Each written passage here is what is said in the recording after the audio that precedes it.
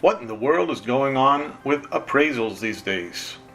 My name is Jorge Gonzalez. I'm a realtor in Miami, Florida with Team Data of 8 with Keller Williams Realty here in Miami, Florida.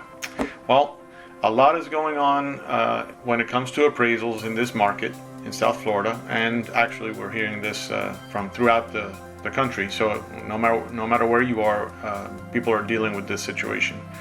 I'm going to talk about what's going on with appraisals and how you can position yourself, whether you're buying a house or selling a house. So if you're interested, take a listen.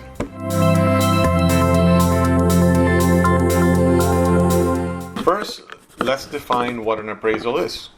An appraisal is an analysis done by a disinterested third party, typically hired through a bank, paid for by the buyer, and the purpose of that appraisal is to satisfy the need that the lender has, typically, to really confirm what the value of the property that they're going to be holding as collateral for that loan, and to have the confidence that they're lending money on a solid priced collateral. Bottom line. So it's for their safety, and they're not going to lend money unless they know what the true value of the property is. So that is done through the appraisal process. Now, in a market like today, and we're talking about first quarter of 2021, prices have been growing at a pretty fast rate.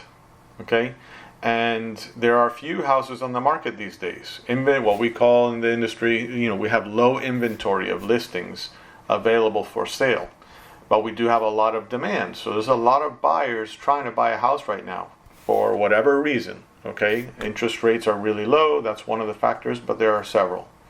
So when you have one house that comes out on the market and it's a decent house and it's at a reasonable price, that house gets bombarded with buyers who want to buy it. And most of the time, there's going to be a multiple offer situation, almost like an auction. So what happens in a market like this?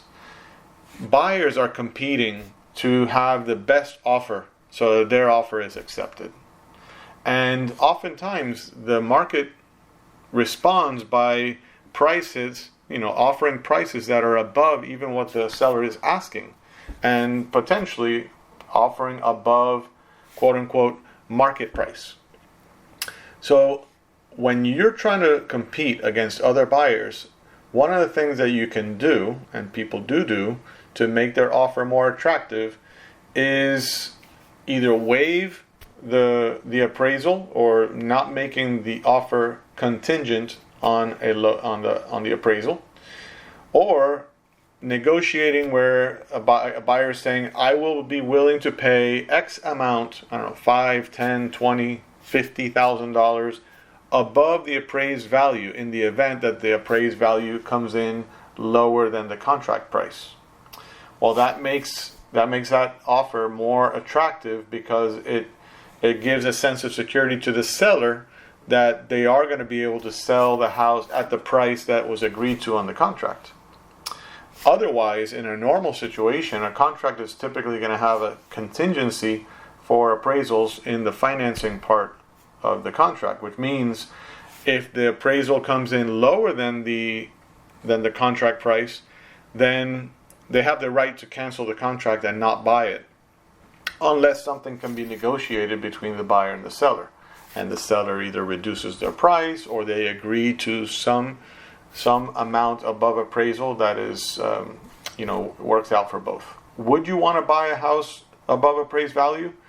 It depends. It depends on what your goals are. If you're trying to buy a house where it's going to be your home for many years, I'd say a minimum of 5, ideally 7 to 10 years, then what you paid a little bit above appraised value really isn't going to matter to you later. Okay? Now, if you're trying to buy a property as an investment and trying to buy it and then resell it in the same market or within a short period of time, then you're not going to be able to do that because then you'll never get your money back out.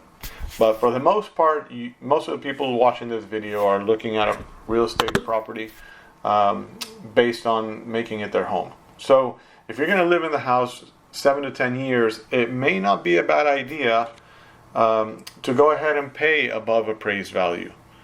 Because I would venture to say the appraised value does not equal market value. Because if you had to compete in a market with other buyers and other people are willing to pay that high price, that's true market value.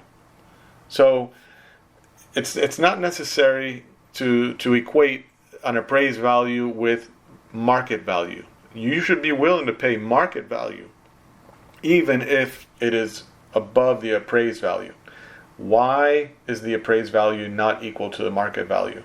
Well, the reason is this. An appraiser has to look to the past, and they look for, you've probably heard this word before, comparables, comps, we nickname them.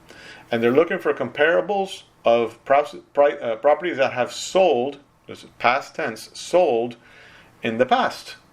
And in a market where prices are going up at an escalated rate, well, even looking at that same market 3 months, 6 months, 1 year in the past, those property values were lower than they are today. So an appraisal has a hard time keeping up with market value in a market that is growing quickly. So that's the weakness of an appraisal, unless an appraiser factors in the rate of growth in the market. And most of the time they don't. So they're just looking at houses that have sold in the past and looking for what they sold for in the past. So if you have any more questions about what's going on with appraisals, how do appraisals work, and how can you buy or sell in this environment where appraisals are not factored into in a traditional way, I can be your guide. I'd be honored to talk to you about it. It'd be fun to talk about. And you know how to reach me. My phone number is there below. Send me a text, send me an email, and let's talk about it. And let's strategize, because I can help you negotiate that path, whether you're buying or selling, in the way it works out best for you. And I'd be happy to do so. Anyways, thank you so much for watching my video, and I hope to hear from you soon. Take care. Bye, guys.